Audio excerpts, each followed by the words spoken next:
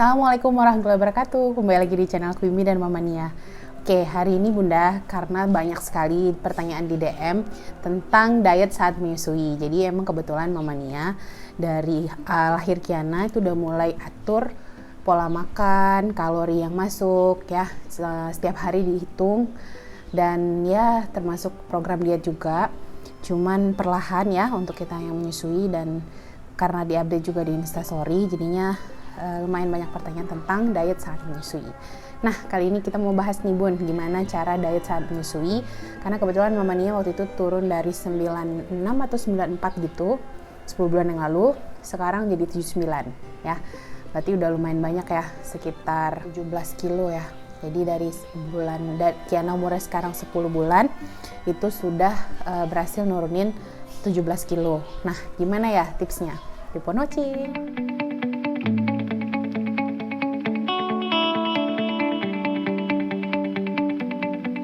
Oke Bunda, sekarang kita bahas dulu nih. Sebenarnya motivasi untuk kita nurunin berat badan itu kenapa sih ya kan? Yang pertama kita mau sehat ya, kita mau kembali bugar seperti keadaan sebelumnya. Memang Mania nggak pernah yang berat badan di bawah 70 gitu, belum pernah sama sekali, karena emang dari dulu udah gemuk. Terus dari mulai gadis ya, dari sebelum nikah tuh udah gemuk. Jadi sekarang ini targetnya sih sebenarnya 70 ya. Jadi memang usahakan bisa turun ya, walaupun masih berat badan berlebih tapi tidak jadi yang obesitas berlebihan gitu ya. Kalau bisa di bawah 70 lebih bagus lagi. Nah, tapi sekarang target utamanya ya sekitar 65 sampai 70 kilo. Nah, Mama Nia tingginya 156 dengan berat badan saat hamil Kiana itu 100 kilo. Jadi setelah melahirkan Kiana itu berat badan 96 kayaknya ya, 96 kilo. Terus 2 minggu setelah lahir Kiana langsung turun 2 kilo lagi jadi 94. Nah, pada saat itu hanya fokus di menyusui, nggak ada sama sekali ngatur diet atau apapun. Itu kalau nggak salah sampai 6 bulan. Jadi ASI eksklusif Kiana 6 bulan. Itu Mama Nia nggak pakai hitung kalori sama sekali. Memang murni apa yang dimakan ya, pokoknya usahakan makanan bergizi. Jadi sehari itu kalau misalnya ada makan, misalnya pengen Indomie atau pengen junk food gitu, biasanya tetap diimbangi sama tahu tempe, sayur, buah. Nah, 6 bulan pertama itu hanya ASI eksklusif. Itu kalau nggak salah sekitar dari 96 tadi, terus jadi 94 di 2 minggu pertama, terus dari 94 jadi 89 atau 88. Itu 6 bulan pertama. Nah, setelah 6 bulan itu barulah Mama Nia mulai atur kalori. Nah, gimana sih caranya? Pertama kali kita harus tahu dulu kebutuhan kalori kita ya, kebutuhan kalori harian kita. Berapa sih kebutuhan kalori harian kita? Itu bisa dilihat di search aja kalkulator kebutuhan kalori harian ya. Nah, itu minimalnya berapa satu hari? Banyak kalkulatornya, di googling aja, di search. Nanti Mama Nia mencantumkan salah satu yang biasa Mama Nia pakai. Nah, untuk Mama Nia sendiri itu 156 cm. Nanti dimasukin tuh tinggi badan, berat badan, sama aktivitas. Nah, dengan tinggi badan 156, berat badannya waktu itu 89, terus aktivitasnya ringan ya, ringan sedang kalau nggak salah tuh, aktivitas ringan aja karena setiap hari kerja ya. Nah, itu kebutuhan kalori minimal hariannya itu 2400 ya. Jadi yang perlu Bunda tahu, kenapa sih kita penting untuk mengetahui awalnya kebutuhan kalori kita, karena di sini prinsip dari diet itu sendiri yaitu kita untuk menjaga berat badan. Jadi untuk Bunda yang pengen jaga berat badan selama menyusui nggak naik, nah berarti kebutuhan kalorinya setiap harinya harus sama dengan kebutuhan makanan yang kita makan itu harus sama dengan kebutuhan kalori harian. Misalnya kebutuhan kalori harian kita 2400 kayak tadi Mama Nia. Nah, makannya ya harus pas 2400, jangan lebih. Kalau lebih, kalori yang berlebih itu akan disimpan menjadi cadangan lemak gitu loh Bun. Jadi ceritanya kalau misalnya kita mau menjaga berat badan, itu kebutuhan kalori minimal sebanding dengan asupan kalori setiap hari dalam 24 jam kita makan. Nah, kalau misalnya kita mau turunin berat badan, itu artinya kalori minimal kita itu kita turunkan sedikit asupannya. Jadi misalnya 2400 kita turunkan jadi 2000, sehingga 400 tadi yang defisit kalori tadi itu akan dibongkar dari cadangan lemak kita. Nah, itu harus dipahami dulu. Kalau sudah paham itu, kita next step, yaitu setelah kita tahu kebutuhan minimal kalori kita berapa per hari, kayak mamanya tadi 2400 ya, otomatis kalau mamanya mau nurunin berat badan, mamanya harus makan di bawah 2400. Karena kita lagi menyusui ya, jadi yang paling aman itu biasanya 400 sampai 500 kalori lah per harinya kita cutnya. Jangan terlalu ekstrim. Jadi kalau 2400 ya kita turunin 2000 dulu ya, jadi bertahap, karena kan setelah ASI eksklusif anak tuh masih belajar empati ya, masih belajar makan, otomatis kan dia masih belum 100% makan, jadi masih ASI 80% gizinya dari ASI. Jadi kalau ibunya nanti kelaparan, bad mood, gara-gara diet, malah jadi produksinya malah menjadi menurun kan. Jadi nggak usah ekstrim dulu dari 2400, nih mamanya kasih contoh ya, misalnya 2400, jadi 2000 dulu. Nah kita makan 2000 kalori itu, gimana cara hitungnya tuh kalorinya? Gampang, sekarang ada MyFitnessPal, ada hitung kalori, kalkulator kalori lainnya, itu kita tinggal masukin aja jenis makanannya. Misalnya tempenya diapain, digoreng.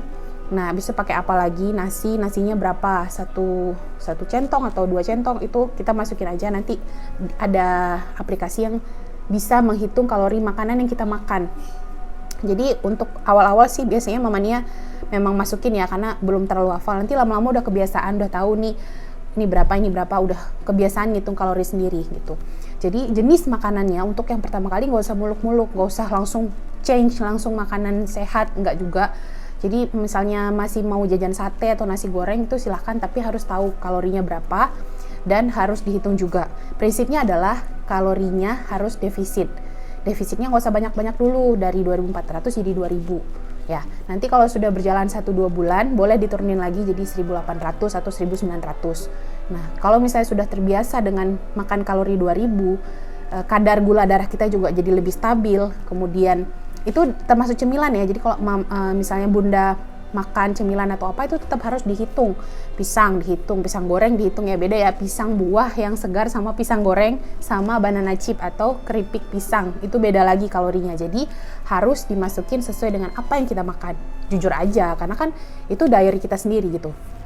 Nah, kalau misalnya sudah diatur sebulan 2 bulan pertama diturunin 200-300 kalori atau 400 kalori, nanti kemudian bertahap turunin lagi ya, turunin lagi. Nah, kalau kita menyusui jangan sampai kita cut setengahnya, jangan sampai, karena 1 hari menyusui itu kan kita membutuhkan kalori sekitar 300-500 kalori. Ya, minimal 300 kalori lah setiap harinya.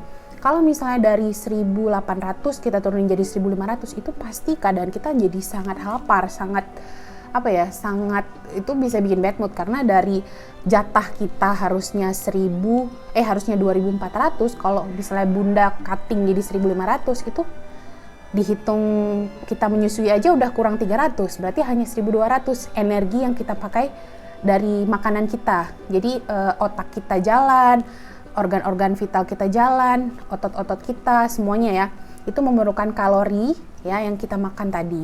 Nah, kalau misalnya terlalu banyak kekurangannya, itu bakal jadi mood swing, berhubungan sama metabolisme dan hormon-hormon kita juga. Jadi jangan terlalu mau cepet, ya memang cepet sih nantinya, tapi akan berdampak pada kita sendiri. Jadi nanti ya makanya banyak yang diet yoyo ya, habis diet terus dia kayak balas dendam, akhirnya kayak ya udah gitu, turunin 10 kilo, akhirnya dia nggak nyadar, akhirnya naiknya lebih daripada itu.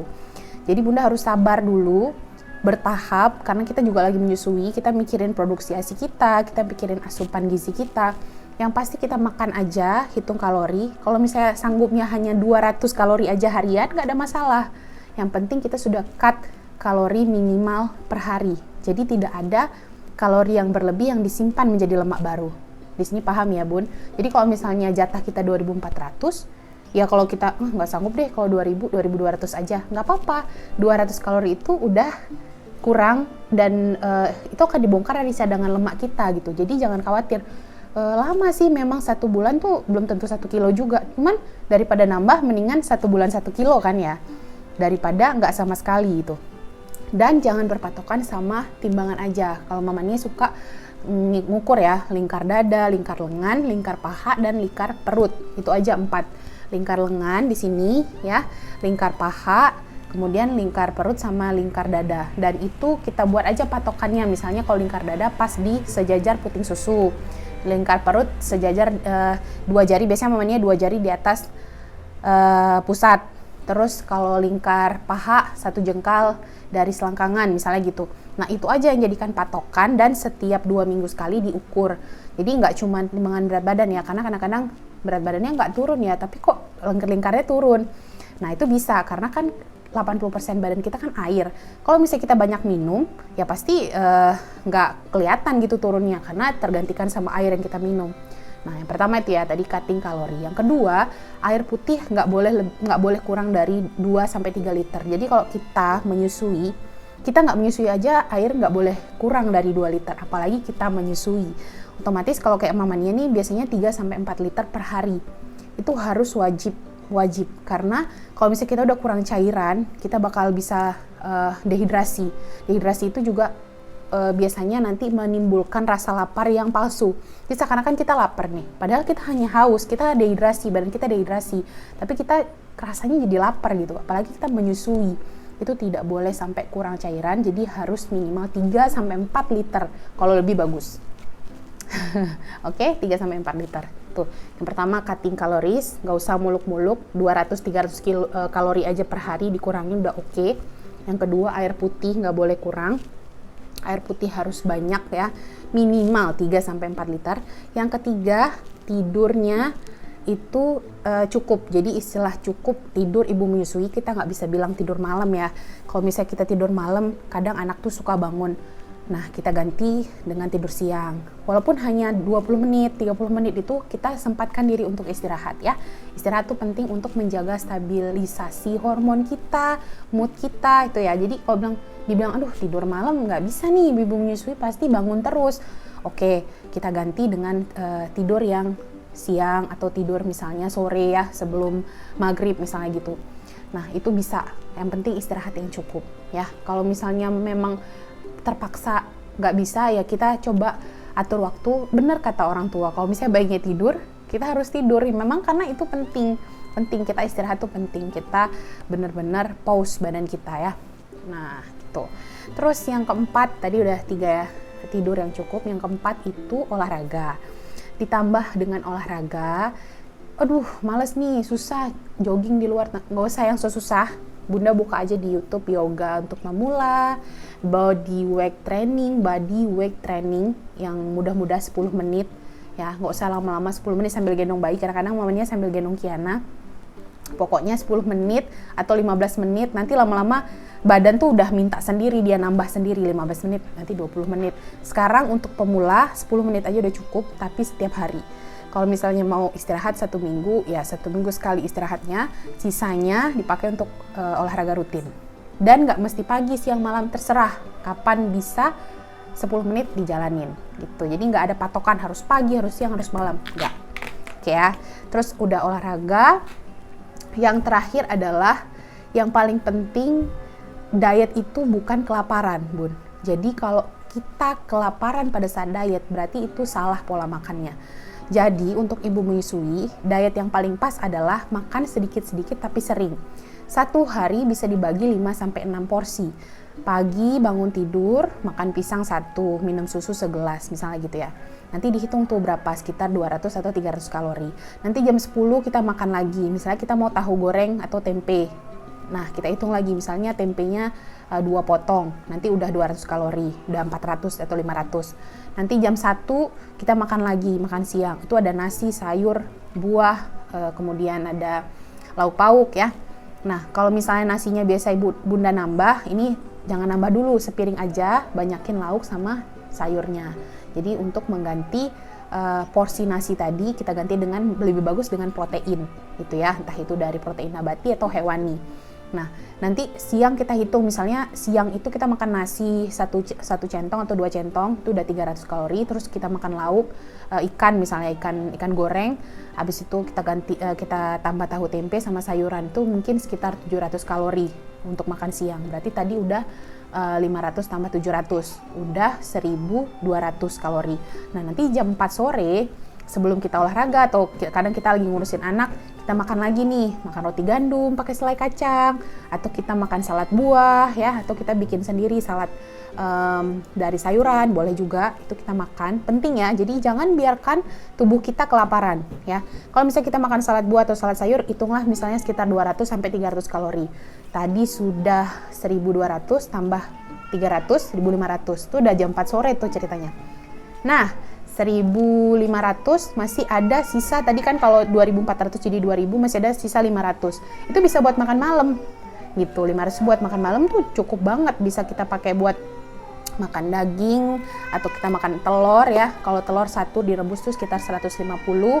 Kemudian kita tempe, tahu ya.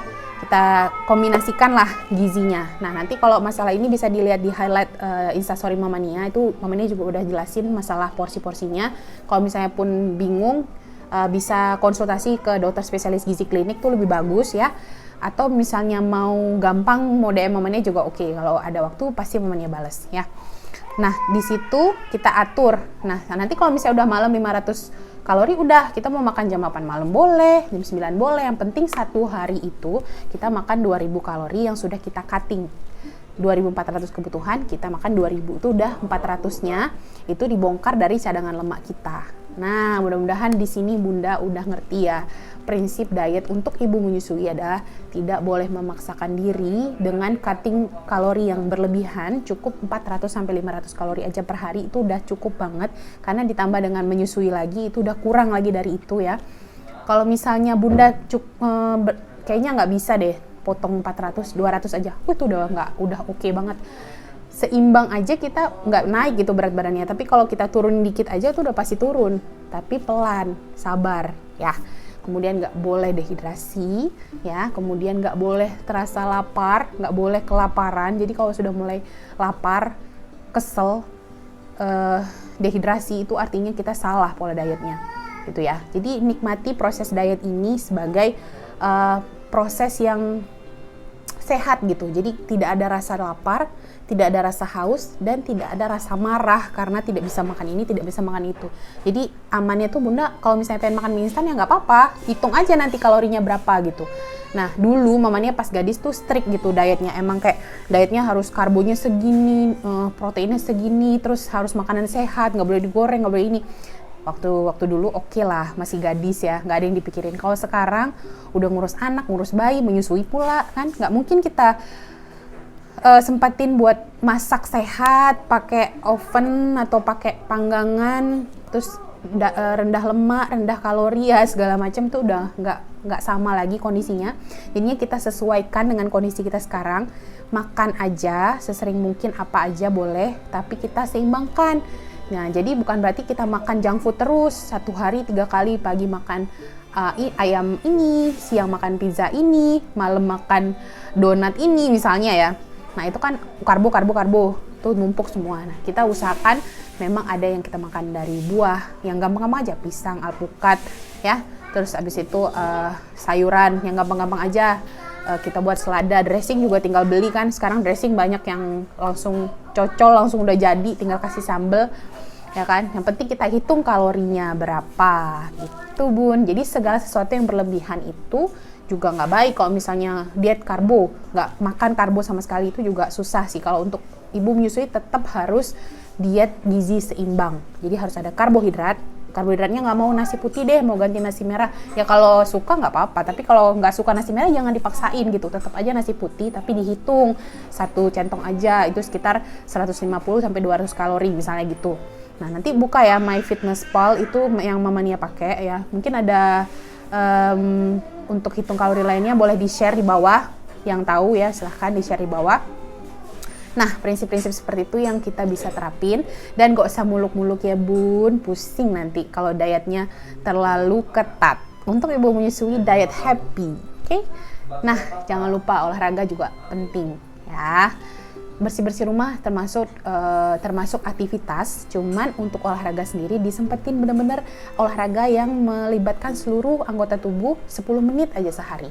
Gampang, buka YouTube langsung search yoga untuk pemula, body weight training terus yang momennya sering ya, body weight training, aerobik, sama zumba untuk pemula itu yang gampang-gampang aja. Oke? Nah, mudah-mudahan Bunda semua suka dengan video ini. Jangan lupa share, like, komen, dan subscribe ya Bun. Misalnya ada pertanyaan, silahkan DM di Instagram atau di kolom komentar. Dan I'll see you on my next video. Bye. Assalamualaikum.